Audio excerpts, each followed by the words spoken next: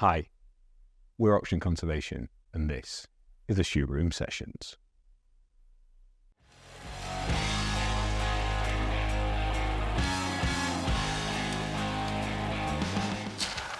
In the spirit of being completely fucking unreasonable, we've got Archibald in the chair today. So, Chief in Charge of Unreasonableness as a job title. And your actual job title is?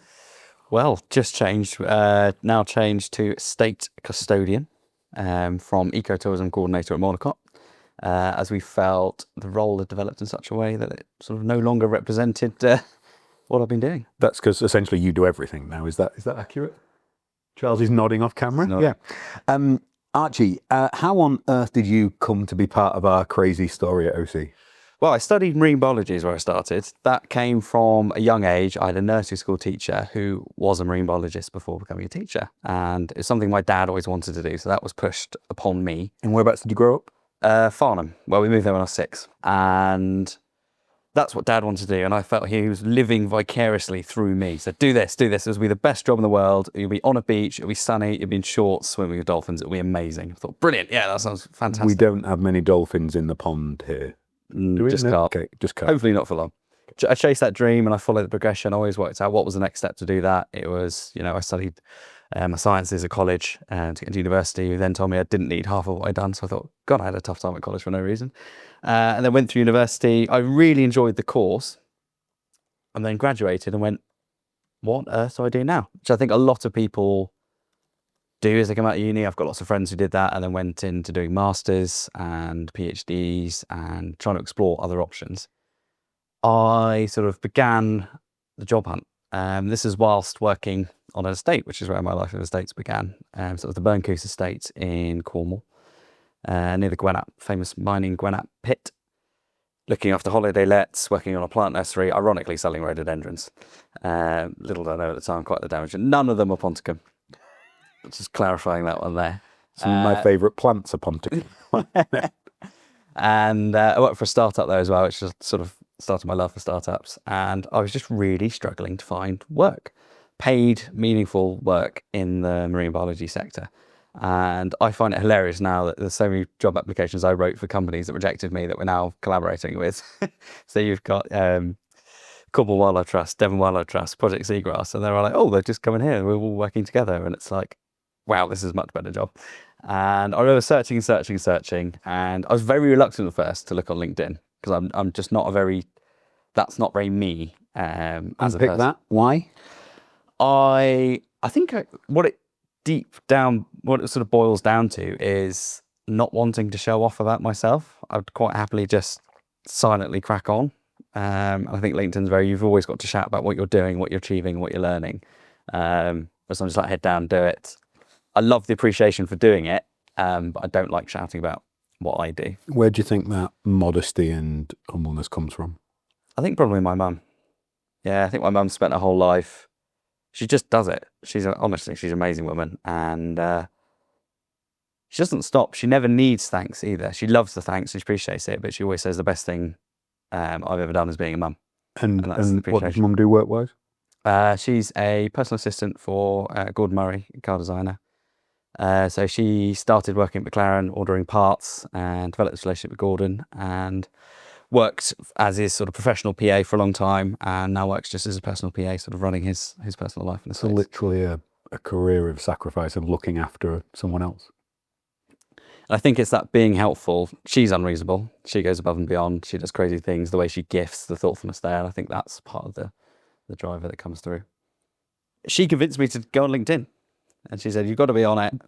Did you actually use social media otherwise? Do you have a Facebook account and stuff like that? Got a Facebook account I primarily use for Facebook Marketplace, buying second-hand goods that I don't really need, but they're attractive. At least they're second-hand? Yeah, exactly. Yeah. And Instagram, so funny enough, the other passion I had was photography. It was my sort of creative outlook whilst doing the sciences. So I tried running that. So I sort of had a photography Instagram. And then I have a very small personal Instagram where it's just friends and it's just, it's my wonderful girlfriend Mia is just half of it. It's just what we get up to, it's our adventures. It's more a way of documenting things rather than showing people. But I got on LinkedIn.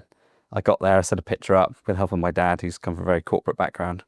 And I remember the job for OC came up. And I just remember the first line was, if you're looking for a job that doesn't exist, you found it, stop looking, or something along those lines. It was just like, oh, that's interesting. And I fell in love with the West Country, having gone to uni in Falmouth and working in the States there. I find, this is a very sweeping statement, I think it's the further away you get from London, doesn't matter whether you go west, north or south, people get nicer and the communities generally become closer. I found my Spent experience... any time in North Lincolnshire? I've never even been out. I think there's a cut-off. Country. There's a cut-off somewhere. Southwest, definitely. Definitely. It's that being able to just stop and chat to anyone in the street, stop and chat to the person that's serving you or you serving someone, and you suddenly, before you know it, you're having a 5-10 minute conversation with someone and they will help you out. They're really, really helpful. Just on that, the job advert bit, you get one line now as a recruiting company, because I remember when we recruited for some finance roles, I think it was head of finance or something, there was 2,000 head of finance jobs on LinkedIn.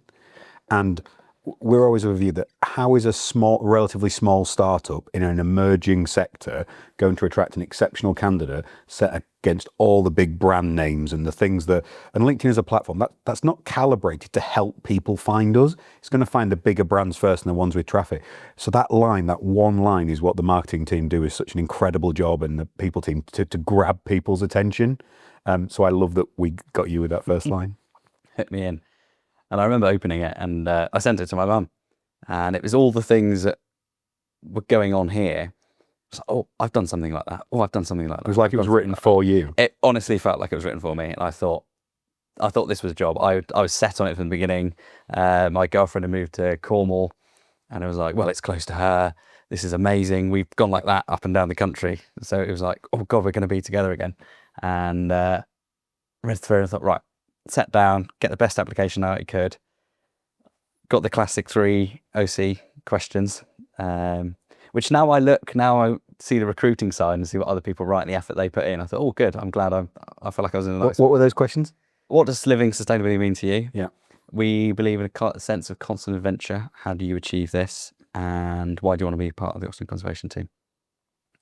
And I think there's a balance. So if anyone's watching this and they're applying for the job, me reading through people's answers to those questions, we don't want someone that's written one sentence on what living sustainably means to you. We don't want paragraphs, but to me, convey your passion. If you haven't got the energy and the passion to convey that there, then what are you going to be like working with us? So I think it's possible to do it in a sentence, but that sentence needs to be incredibly creative and unique and different. If it's, I was the first person to swim around Great Britain, for example. Yeah, we'll take that, Ross. If you want to apply, Ross Edgley, we'd love to have you. But otherwise, be honest, give us integrity, and give us your why. And that's the thing that can shine through. Like I always say, I look at CVs bottom up because I want to see that special, that unique, that achievement. Because at the moment it's like we just closed the photographer recruitment with 743 applicants. So you're filtering from the incredible to the unbelievable. So you've got to narrow it down somehow. So yeah, that's where those 3 questions are there to give people like you a chance to jump out. Specialise in. Yep. Next step of the process. So wait. How did you know it wasn't bullshit? So when the job wasn't bullshit. Yeah, like the company. So when you saw it from the outside and we're like, because if you were going to craft a brand that was trying to appeal to really talented young people, but wasn't those things, you'd say what we're saying. You'd say it's about adventure and how did you know it was true? I, in complete honesty, went on Company's House and I looked up all the finance Okay. of OC, Yeah. and went through all the audits and Oxygen House Group and Mark Dixon, and because it didn't look real. This job did not look real. None of the jobs we ever list look real, but they are real, and it's incredible that we get to do this. And it was finally that I was like, I think I had to convince my dad, going, no, this is a real job, Dad. It's, I'm not just going off and gallivanting. And this is a real opportunity. My father-in-law, it's still a real job. So we'll get there eventually. Yeah. I think he's going around to it. Yeah. So I was convinced, and then I had a online interview with Andrew and Charles. Okay. And I remember I might have dressed smart. I think I might have put a shout on for Charles. Can you confirm? He's looking very shocked. Yeah. I think I did. It would probably be under a jumper. And I took that from home. So nerve-wracking.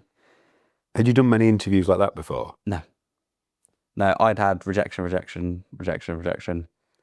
do you think that is when you look back now? I think I'm one of those people, I just need to get a foot in the door. I here's me, not being modest. I think I'm very personable and chatty. I mean, Charles didn't agree the first time, second time he met me. But so, I think people need to meet me and understand what I'm about and watch what I do and the way I grow to understand me. And I think I struggle to put that on paper. CV developing is a thing. I got my girlfriend's a graphic designer. I was like, please make my CV look pretty, because I showed her and she was like, you're never going to get hired with that. So she rejigged all that, made that look professional. But I think I've got to get in there. I've got to speak to people. I've got to engage with people, because that's what I love doing. I'm very social. Okay, so you met Charles and Andrew.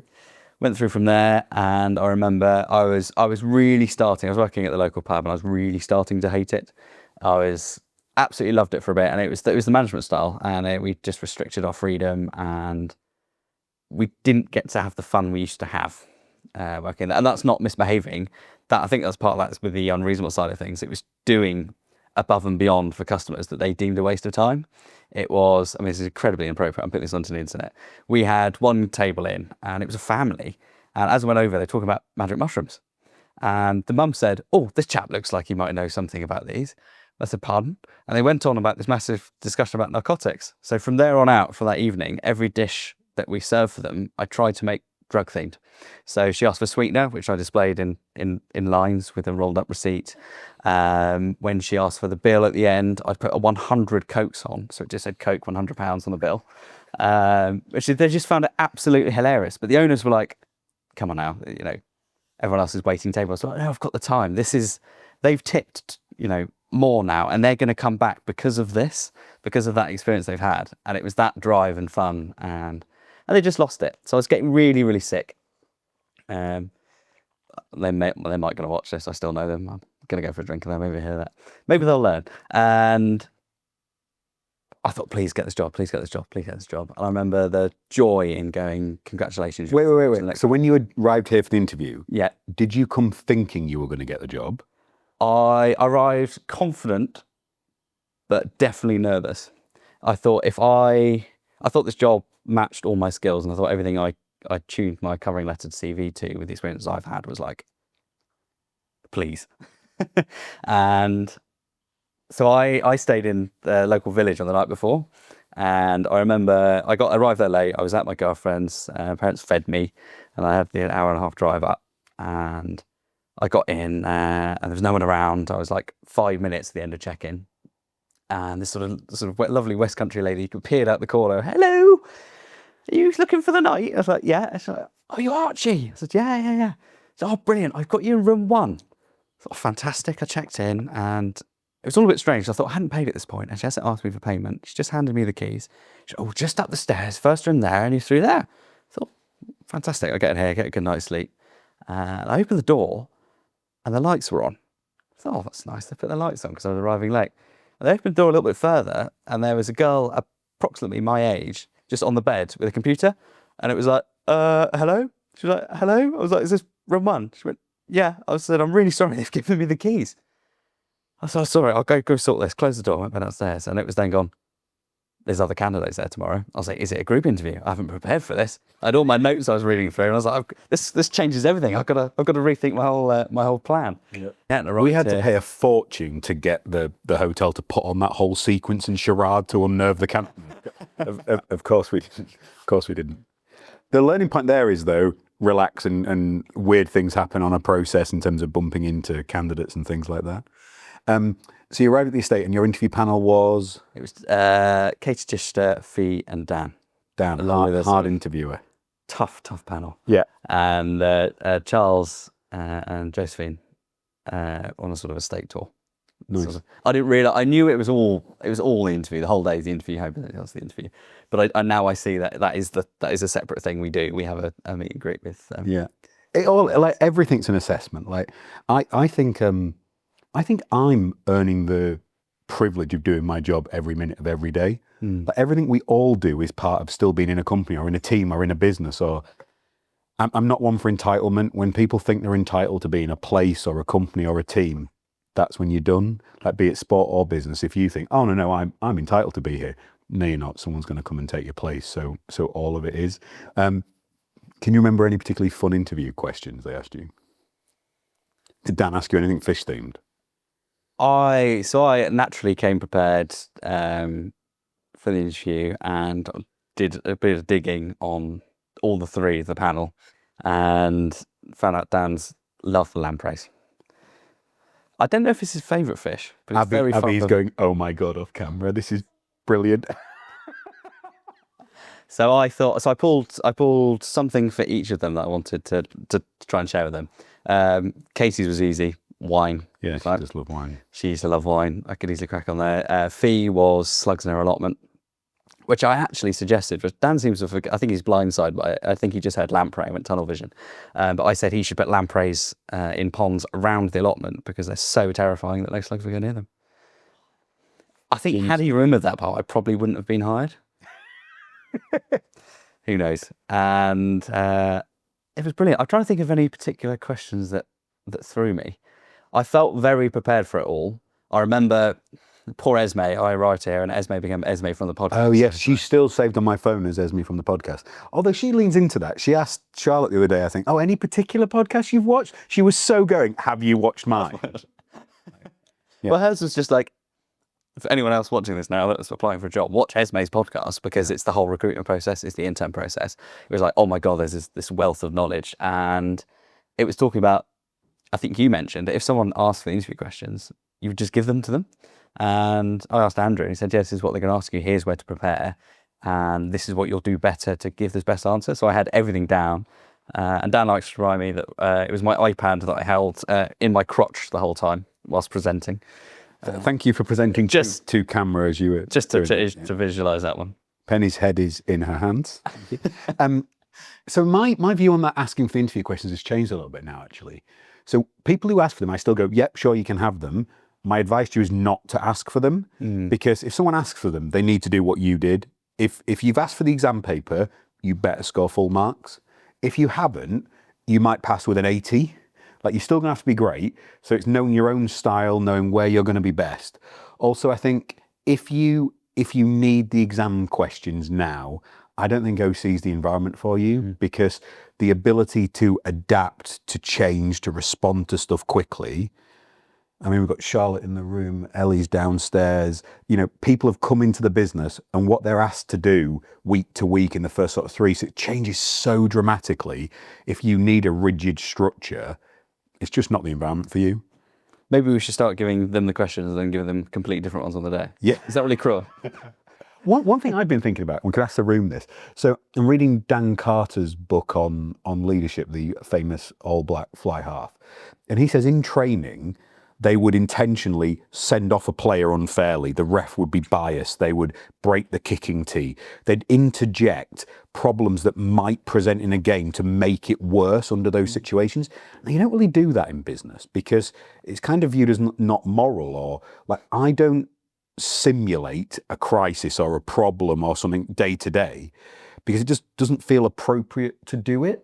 But maybe we should, you know, maybe Charles should rock around breaking things on, I mean, he might, to the best of my knowledge. Hanging gates. Yeah, exactly. But I think almost, because if you don't practice for that, right, we've got a short notice deadline, we've got to hit this by 5 p.m. today, everyone's got a down tools, let's go.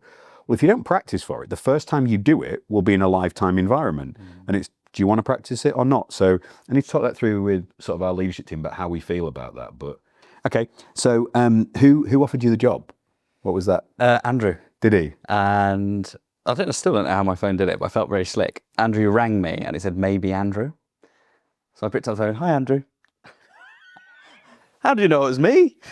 That's not very good Scottish. No, it's not a very good Scottish. And it was too enthusiastic as well. It was. Yeah. And he's just, I remember I've heard about it now of when you ring someone, I think you mentioned it off the intern day, one of the first words that needs to come out your mouth is the result. So they're not, you know, they've not got, oh, my cat's just gone to the vet, or there's no room for... It's more important on the rejection. Yeah. Hi, it's Rich Love from Oxton Conservation. I'm sorry, I'm ringing with bad news. So you don't get stuck into, oh, how's your day? Not too bad, thank you. Blah, blah. And then you 20 minutes in, the cat's dead. You can't give the person the bad news. The flip side of that, and I always remember this is going back way, way too many years now, but the amazing Lisa Pinney, hello, who offered me my first sort of senior management role, she rang up and it said, hi, it's Lisa.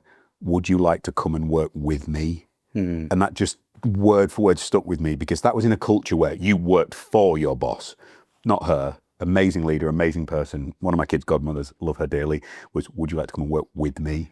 And just that one sentence, when you offer someone a role, it can be nothing or it can be the start of a brilliant relationship. So I think that bit's so important. So key. I mean, I was just elated. I was just like, yeah, it's here. I felt like it was just my chance. All I felt like I needed was just an opportunity to show off. And I got it.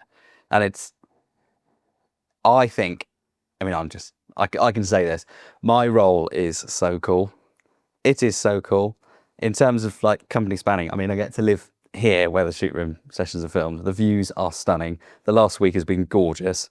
As part of my package, I live on site.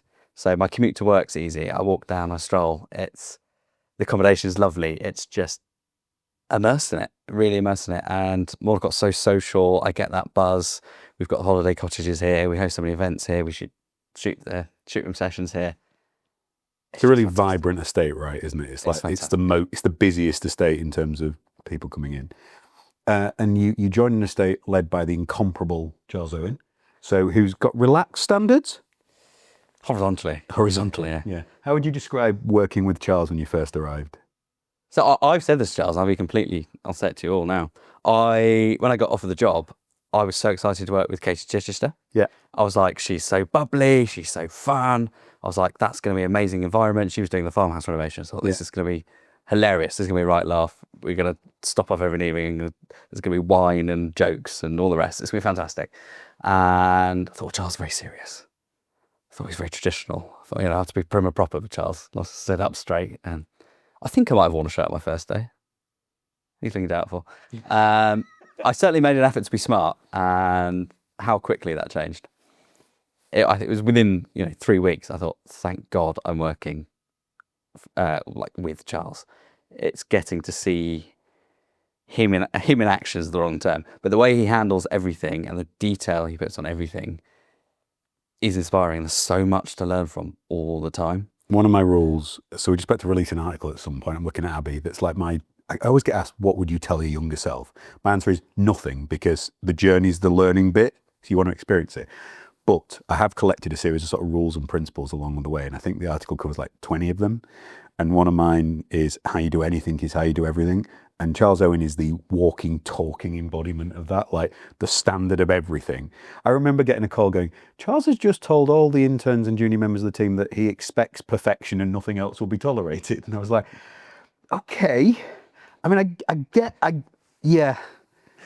I agree. Kind of, let's roll with that. And my sense is that's what it's like day to day working with him.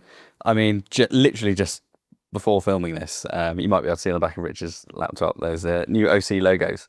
And we've just bought Charles an iPad, which we've described as weaponizing Charles. He's got tech for the first time. He's got tech now. Yeah. He's like the Terminator. And in order to stick the sticker on, he asked for a ruler. And if not, filling that bit of paper folded in half, because it needs to be perfectly in the middle and perfectly aligned, and anything else wouldn't do and would permanently upset me. So love it. Love it. That's the level of detail. And the result of that, though, is you, who in the, how many months you been with us? Just over 12. 12 months. The 1st of April. Your growth in that period has been astonishing, mate. Like everybody, we crafted our Q0, our year start event at the estate around the principle of unreasonableness and the book Unreasonable Hospitality. And without a shadow of a doubt, so we walked into the shoot room today and you've put an incredible glass decanter of iced lemon water in the corner for us. No one asked for that. You did that by going unreasonable above and beyond. And Elle came downstairs and just went, Archie is just the most unreasonable person I know, with a massive smile on her face. It is incredible to see how you've grown into the role and what you're bringing. Talk people through what we mean when we say being unreasonable. Well, there's been two different interpretations, hasn't there? There's been mine and Chris's. Mine is, it's got to be no. I love just going ridiculously, well, this is my definition of unreasonable, ridiculously over the top to make someone smile and just go, quite frankly, what the fuck? I can't believe you've just done that. Yeah. That was unnecessary, but thank you so much. That to me is the being unreasonable. So bring that to life with some examples. Okay, so I've finished the Unreasonable Hospitality book now, and on that, they've got, rather than having a dietary requirements or what do people don't like, why don't you have a preference list? Why don't, every time someone mentions something to you, I got Penny with it earlier, gather information on them of what they really, really want, not just what they don't like. So Penny doesn't want vegetables. Penny wants fake meat. I've got that written down. Sorry, Penny, it dropped in there. I've got a list on you, Rich, for when you stay here of the things that will do that I know you like. And it's just those little bits that make your stay just that little bit better. We had a special VIP guest that came, and I remember they visited several months earlier, and at the end of the meal we had on their second visit, you presented them with their preferred after dinner beverage, specific tea bag type they wanted, and also on their departure you'd arrange for their specific favourite sandwich to be ready for them to take. They would just looked at you like, and I think you there's a sweet spot because it's not gimmicky or OTT or overbearing. You hit that point of it feeling like a hug to someone, a level of comfort, an appreciation, a thanks, a warmth that's beyond what they could imagine or what they hoped, but in a really nice, kind, supportive way, not in a overbearing, in your face way. So hitting that sweet spot, Archie, is such an incredibly difficult thing to do, and you do it beautifully. I think it's just the say nothing. It's just, there you go, just with a smile. And the look that guest gave back to me when he saw what it was, that's all I needed. I didn't need any more. That was it. It was the way his face lit up. Why do you take so much pleasure in making other people happy? It's that people pleasing is the wrong word, but it's addictive having people look at you that way. I've always loved hosting. That sounds ridiculous. I'll swing back as another example. But every time if I did a house party at mine, it wouldn't just be a house party. I'd do a barbecue. I'd cook all this. There'd be cocktail making. There would be anything above, just for people to get to smile and look at me like that and just going, "That was awesome. That's so cool." They're going to remember that. And I don't know. It's just having that, knowing you've made someone's day. Really, that could be anything. That doesn't matter what you're doing. It's there is those 5 minutes chat you get in the West Country about how their day's going, and you might be able to help them with something. Or I think in our case, it's their expectations were here, you've delivered this, and they're just like, "What the fuck? This is ridiculous. This is absolutely ridiculous." So there's a psychological concept called the Kano model. We talked about this? No. So if you that guest who knows that you know their tea, the next time they're expecting that you're going to give them that tea because they know you're going to do that. So you have to go that little bit more every time.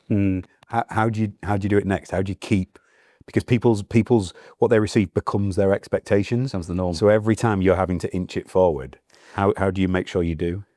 I've been trying to do that with the shoot room sessions this year. It's been trying to do a little bit extras. You guys can't see behind the cameras, but we're having a TV wall mounted behind. So when people arrive, it's got a video loop of the OC estate playing on the drone footage. So people can come in and see that.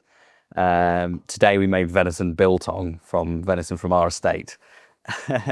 QR code coasters with the logo on. I can't take any credit. Radiator cover done at the back.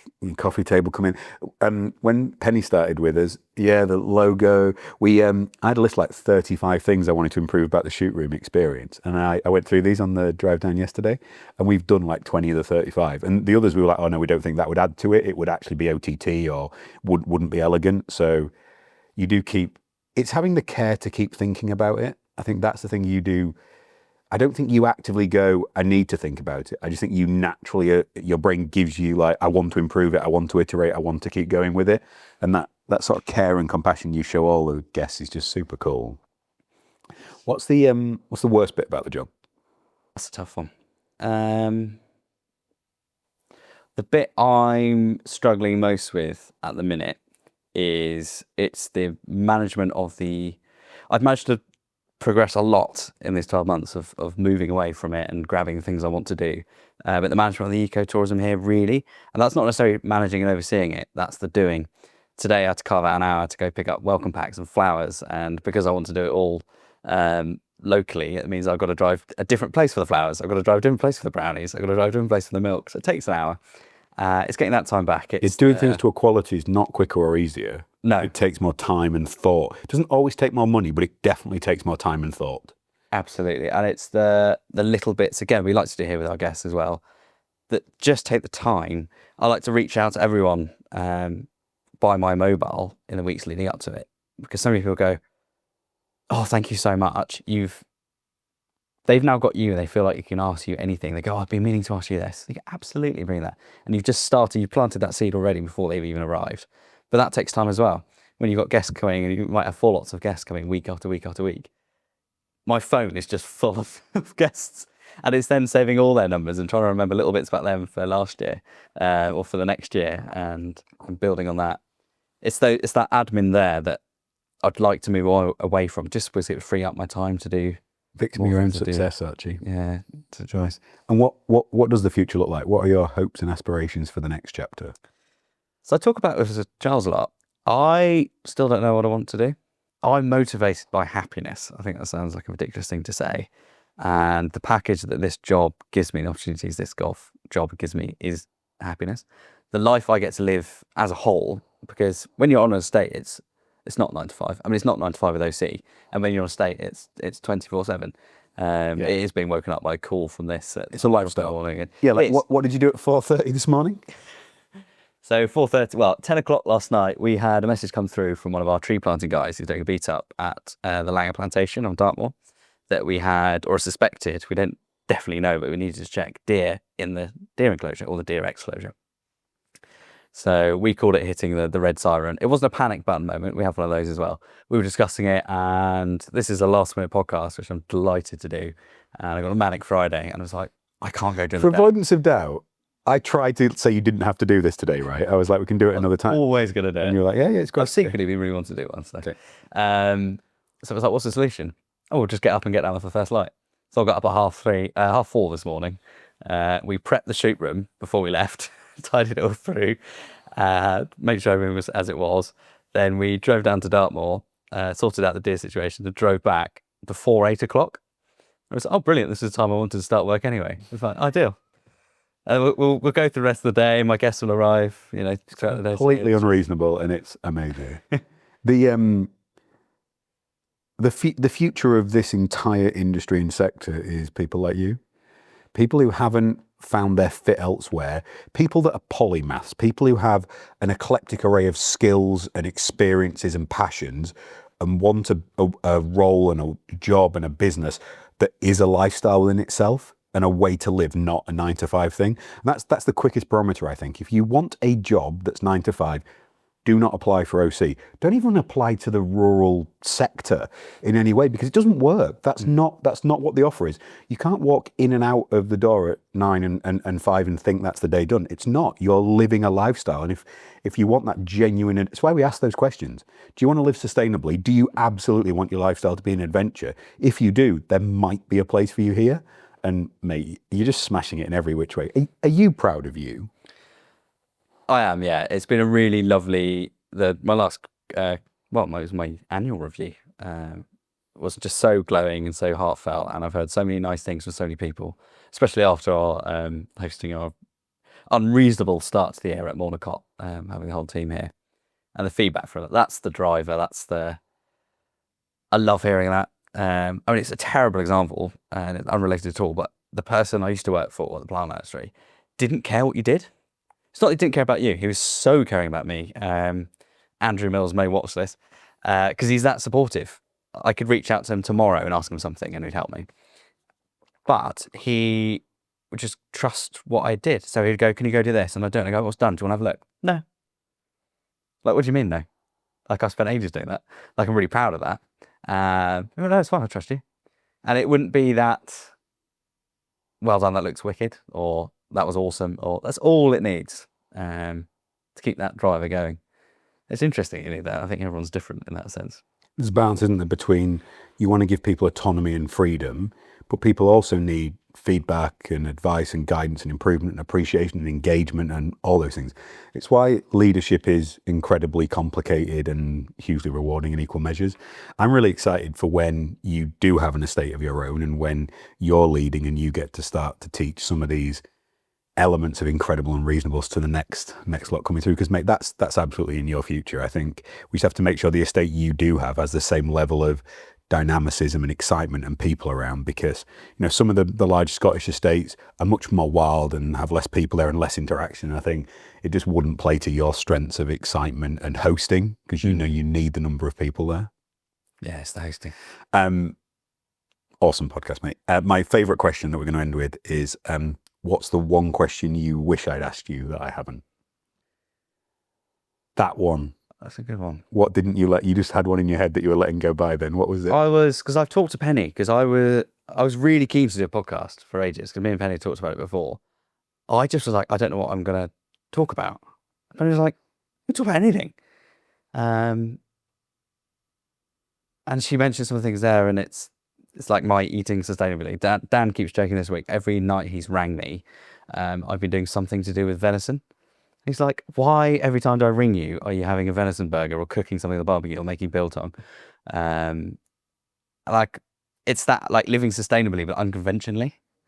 I think we were talking about it at lunch, weren't we? There's no black or white. You can't just be, well, you can be, but I think if you're a blanket vegetarian or a blanket vegan or a blanket, I won't consume this or consume that, there's going to be flaws everywhere. It's finding that balance. So I think for me, like, how does that work for you?